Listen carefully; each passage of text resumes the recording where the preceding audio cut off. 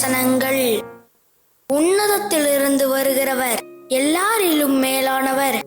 பூமியில் இருந்துண்டானவன் பூமியின் தன்மையுள்ளவனாயிருந்து பூமி கொடுத்தவைகளை பேசுகிறான். பரலோகத்திலிருந்து வருகிறவர் எல்லாரிலும் மேலானவர். தாம் கண்டதையும் கேட்டதையும் சாட்சியாக சொல்லுகிறார்.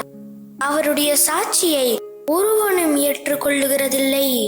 அவருடைய சாட்சியை ஏற்றுக்கொள்ளுகிறவன் தேவன் சத்தியம் உள்ளவர் என்று முத்திரை போட்டு நிச்சயப்படுத்துகிறான்.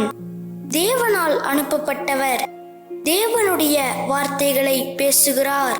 தேவன் அவருக்கு தமது ஆவியை அளவில்லாமல் கொடுத்திருக்கிறார்.